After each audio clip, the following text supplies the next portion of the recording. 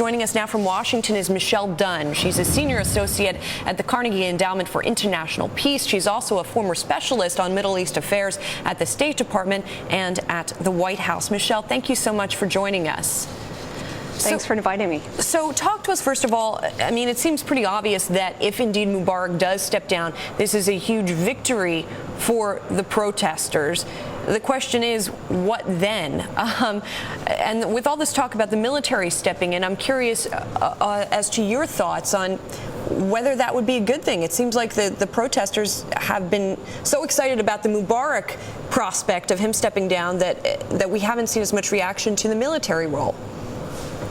Well, you're correct, Julie, that this is an important moment for Egypt and also really a perilous moment. If indeed Mubarak does step down, as he's expected to do within a few hours, we're going to have to watch very carefully what he announces at that point. If he just simply resigns, it's possible that he could carry out a number of steps before resigning, make it clear to whom he's handing power. The big question there being, will it be Vice President Suleiman, who just became Vice President within the last couple of weeks? Would it be the Prime Minister, Ahmed Shafiq, the Speaker of Parliament, etc.? It does seem as though, these announcements that this Supreme Military Council has been meeting and is taking control of the situation in the country. It does seem the military's taking control. And then the big question will be taking control in order to do what? Would they, if they do take control, would they then put Egypt on the road to the sort of democratic transition that the demonstrators are looking for?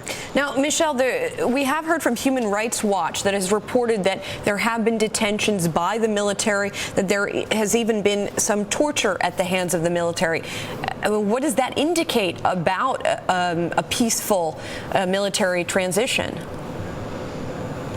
Well, it's true. In the first few days of the protests, the military really sort of tried to keep their hands clean and cultivate good relations with the demonstrators. But then last week, we did see the military doing some very questionable things, facilitating thugs who tried to break up the demonstrations. And we have seen military police harassing and arresting journalists and human rights activists and so forth.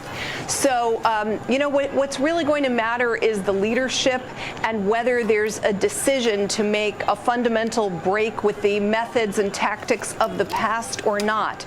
And we just don't know that at this point. Michele, I'm just seeing a headline here. The Robert Gibbs, of course, White House spokesman, is saying that the President Obama will speak about Egypt events today. What we've heard from him thus far is just that he is going to wait and see how things unfold in Egypt. That brings us to the U.S. role in this whole situation. I mean, what do you think that role is, and what should it be? The United States has had a long and deep and broad relationship with this government in Egypt and with its predecessors, with Mubarak and those and Sadat before him. So, it's not possible for the United States to be neutral here. And I don't think the Obama administration, once this crisis started, they didn't try to be neutral. They've tried to clearly say that they're in favor of a transition toward democracy in Egypt. I think that people are going to be in Egypt are going to be very eager to see what the United States has to say. And if Mubarak does step down and if the military takes control, it's going to be really important for the United States to say that might be fine as an immediate step, but that they really need to move toward making the changes necessary to hold free and fair elections, when they're ready to hold them. Probably not snap elections. Most Egyptians are looking toward holding elections in 6 to 12 months. Michele, just wanted to tell people a little more detail on what we will hear from President Obama, when we will hear from President Obama. He is currently scheduled to talk at 1:30 p.m. That's 1:30 New York time at an event in Marquette, Michigan, and apparently he will make some comments on Egypt at that time. So obviously we will bring you that when it does happen. Michele, you talked about that Omar Suleiman, the vice president, is one of the sort of front runners to perhaps take over. As somebody who is close to Mubarak and also a military man himself, is that a choice that is likely to please the people of Egypt?